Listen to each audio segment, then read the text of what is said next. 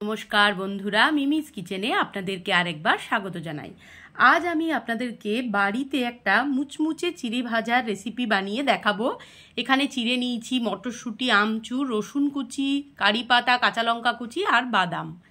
তো চলুন দেখে নিই কীভাবে আমি বানাবো। আমরা তো কিনে খাই চিড়ের প্যাকেট, দেখবেন এক প্যাকেট চিড়েরই কত দাম নিয়ে নেয়। এভাবে যদি বাড়িতে বানিয়ে আপনারা খান তাহলে খেতেও ভালো হবে, আর সবথেকে বড় কথা হলো নিজের বানানো তো আলাদাই, আর টাকাটারও একটা সাশ্রয় হয়। তো চিড়েটাকে দেখুন, প্রথমে আমি শুকনো কড়াইয়ে ভালো করে বেশ খানিকক্ষণ ধরে নেড়ে নেব। বাচ্চারা বা বড়রাও চায়ের সাথে আপনারা এটা খেতে পারেন, বা কোথাও যাচ্ছেন বাইরে, এটা করে নিয়ে গেলে দীর্ঘদিন ভালো থাকবে। চিড়েটা আমি নামিয়ে নিয়েছি। এবার কড়াই দিয়ে দিলাম বেশ খানিকটা সর্ষের তেল। একবার অনুরোধ রইল, বানিয়ে খাবেন। এবার রসুন কুচি, কারি পাতা আর কাঁচা লঙ্কা কুচিটা ওর মধ্যে আমি দিয়ে দিলাম। বেশ খানিকটা রসুন দিয়েছি। কেউ যদি রসুন না দিতে চান তাহলে সে স্কিপ করতে পারেন, তবে আমার মতে দিলে খুব ভালো লাগবে, একটু অন্যরকম। যদি একান্তই কেউ খায় না, বাড়িতে নিরামিষ বা এরকম আছে, তখন রসুনটা বাদ দিয়ে দেবেন, সেখানে জিরে ফোড়ন দেবেন। আর এখানে দিয়ে দিলাম বাদাম, বেশ খানিকটা বাদাম আমি ওর সাথে দিয়ে দিয়েছি। এবার ভালো করে যখন বাদামটা ভাজা হয়ে যাবে তখন আমি ওর মধ্যে মটরশুঁটি অ্যাড করব।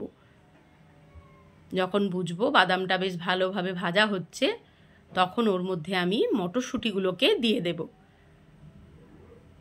এই দেখুন, বেশ খানিকটা মটরশুঁটি দিয়ে দিলাম। চিড়ে আমার এখানে 500 গ্রাম চিড়ে আছে, আর মোটামুটি আমি এখানে 400 মতন মটরশুঁটি আমি দিয়েছি। ছাড়িয়ে তো এইটুকুই হয়ে যায়।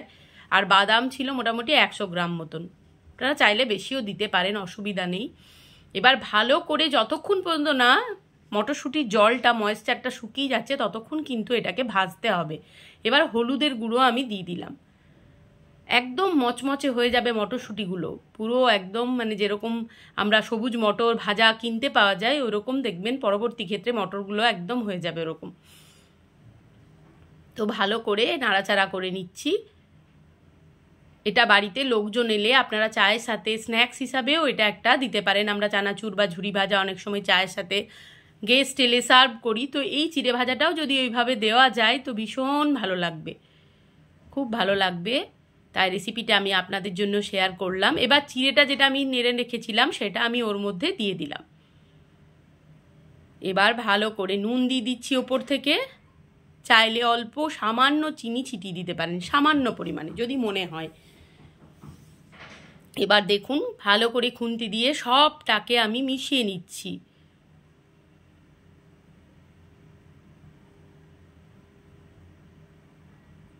এবার দিয়ে দিলাম আমচুর পাউডার। এটাতে একটা বেশ টক ঝাল মিষ্টি একটা সুন্দর একটা মুখের স্বাদটা লাগবে আর কি, এটাই আর কি।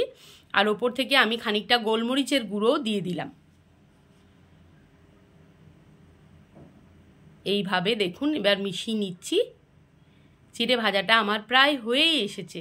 আবার ওই যে বললাম, যদি চিনি দিতে কারোর ইচ্ছা হয় তো সামান্য চিনির দানা এতে ফেলে দিতে পারেন, না চাইলে না দেবেন, আমি যেমন দিলাম না। ব্যাস, চিড়ে ভাজা আমার তৈরি হয়ে গেছে।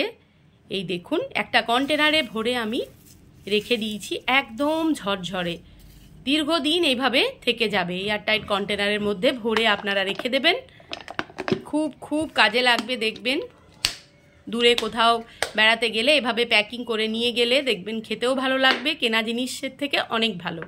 তাহলে ভিডিওটি যদি ভালো লেগে থাকে তাহলে অবশ্যই লাইক, কমেন্ট, শেয়ার, সাবস্ক্রাইব করে আমার পাশে আপনারা এভাবেই থাকুন।